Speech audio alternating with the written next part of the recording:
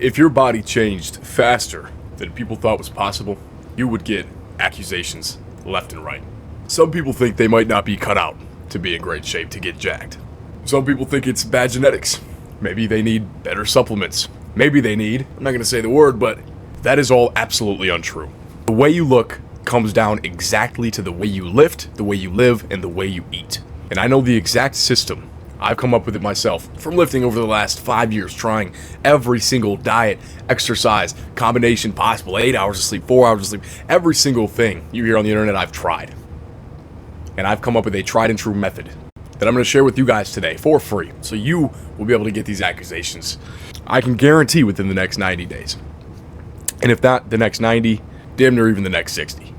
It happens quick.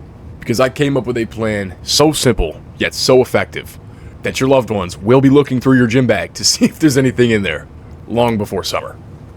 And I drew you guys a little picture even, in case you didn't know what I'm talking about. That'll be you. Maybe legs are a little small. We'll work on that. But up top, look at that. Check that out. Cool haircut, six-pack, big forearms. That'll be you guys. But in all seriousness, let's get into the video. And in case you guys don't know who I am, my name is Tanner Powell. I have a passion for lifting, but I have an even bigger passion for teaching. And me personally, I do not have elite genetics. But I do have the systems in place to be able to have an amazing physique at all times and stay in shape year-round. And relating this to me, because I was somebody who thought I maybe did have bad genetics. I worked out for years before I even really saw any meaningful results. And even at the time when I thought I was starting to get results, I really wasn't. It wasn't until I started working out properly. It wasn't until I started doing the exact right things day in and day out with the utmost consistency. It wasn't until I employed the system I'm about to explain to you guys, to be quite honest, that the changes really stacked. The first principle that we're going to get into comes right now. The first principle I'm going to go over is the idea that frequency beats intensity. Now, what does that exactly mean and why is that important? Number one, intensity is what you see all over social media. Intensity is what you see from trainers, and intensity is what absolutely is the most overrated thing that people try to teach. But why? Intensity is the idea that every single time you're at the gym, you're going to go 100% full force, intense. You don't have to be there that long. As long as you're 100% dialed in the whole time, you're going to get huge and build so much muscle and lose weight at the same time. That is absolutely incorrect. Intensity is a race to the bottom, and here's why. When you have in your mind that you have to perform to your fullest extent at all times, well, yes, if you could do that, that would be beneficial, but this is not a vacuum. This is not a perfect world. There are going to be days where you have nagging injuries. Your shoulder might hurt. My shoulder's been hurting for a year, personally. You're going to have days where you might have a headache. You're going to have days where you just don't feel the right way. And while it's important to be able to train through that, and it's important to still show up and be in the gym, I'm not going to sit and say that if you're not feeling well, you should just give up. No. But there are going to be some days where your all isn't your all. Your 110% is not going to be your 100%. And some days are just going to be like that, and you have to understand that, and you have to plan for that. As long as you are frequent, you can get around that. Because if your whole training program is intensity, if you say you go 3 days a week, but while you're there, you go absolutely intense, you're there the entire time. What happens if you go Monday, Wednesday, Friday? What happens if you have to work late on Wednesday? You just skip the gym entirely?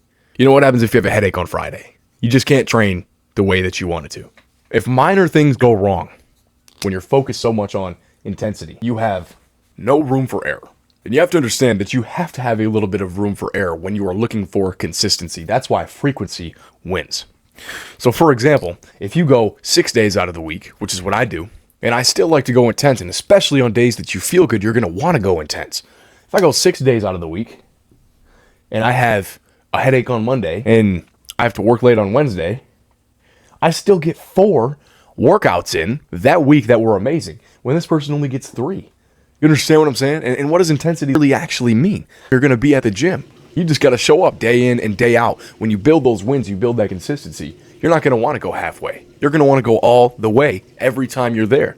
And then some weeks, nothing's going to go wrong. You're going to have 6 good workouts, while the person over here only showed up 3 times. That is not the path to success.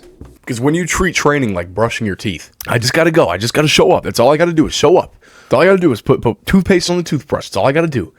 When you start treating training like that, when you start treating your body like that, you give yourself the respect necessary to actually make it a priority, make it consistent. Success stops being random. When success stops being random, that's when you build gains faster than 95% of people. Now, the principle number 2 we're going to talk about. This one is arguably the most important. Number 3 is really important as well. So is number 1. But number 2 is something that if you internalize one thing from this video, I want it to be this. And that is the idea that I want you guys to repeat. What does that mean? Repeat your workouts. Recently, I've been going online to see what the advice is in the fitness community. Trainers, what do the influencers want you to do? And it seems to me that they always like to try new workouts all the time. They're trying a new split. They're trying a new machine. They're trying this. They're trying that. They're trying carbs today or no carbs. They try all these random things that actually hinder their progress. Because the only way to build muscle, a lot of you guys probably know this, is through progressive overload. The only way to build muscle is through, we'll call it PO on the board, progressive overload. If you don't know what that is, really quick, because most of you guys do, if you do a certain weight one day, you're going to do a little bit more weight the next day or more reps. Every time you're at the gym, you're doing a little bit more, either weight or reps. Now, I want you to explain to me, and this has never been clear to me, this has always been the number one thing I've never understood. How are you going to switch up your workouts? How are you going to do a different order of workouts? How are you going to do a different machine? How are you going to do a different day? How are you going to switch it up, yet still be able to track your progress based on the weight? Because if I do rows bent over on a barbell, if I do rows on one of these things with 45s and 45s on here, right? If I do rows there one week, but the next week I go do it on a cable machine, right? This is my little cable machine. You know what I'm saying? You got me right here. If I do rows on the cable machine the next week, how am I supposed to know how to go up in weight? How am I supposed to know when here I can just add 2.5 pounds to each side and do the same amount of reps if I just did the same machine? But if I go all the way up here, how am I supposed to know that I'm progressive overloading? It doesn't make any sense. Or if I start with bent over rows on Monday, but Friday when I go back again for back day, I end with bent over rows and my back's already toast by the time I get there. How am I supposed to know? You have to keep the same orders and you have to keep the same workouts for at least a couple of months. At least.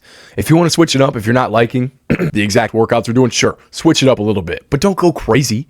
Don't absolutely obliterate your split and do a whole nother split after 2 weeks because you heard online that you have to shock your muscle and you have to change and do this and do that. It's simple.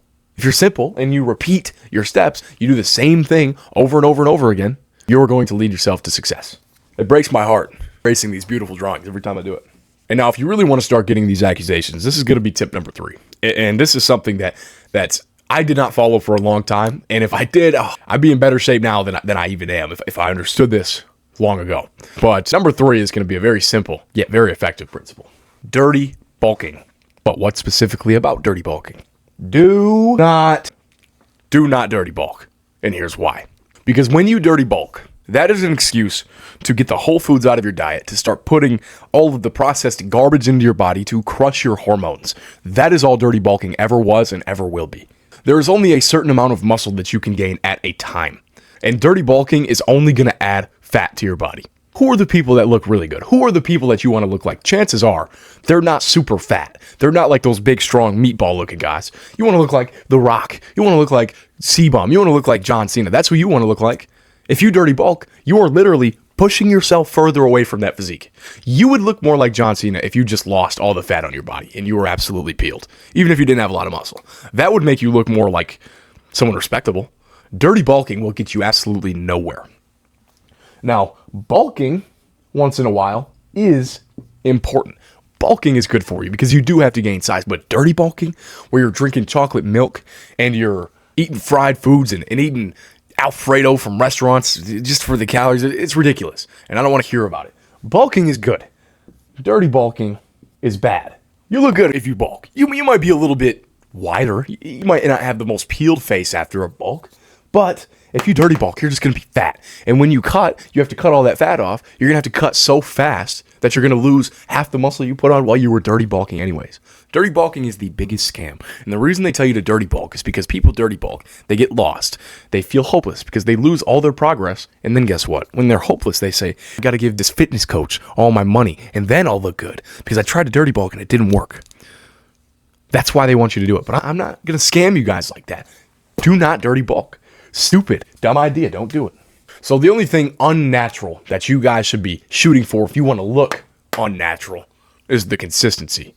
You need unnatural consistency, not unnatural methods. So in the next 60 days, you're going to do a checklist that I'm going to give you right now that if you perform, this is where the guarantee comes in. If you perform, you will win. And you better put a lock on your gym bag if you start to do these as well.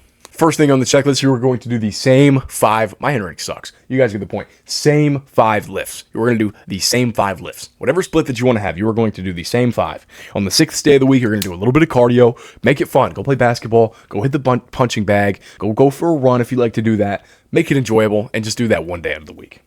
The other days you're lifting. You are going to hit your protein goal every single day. Very simple to do.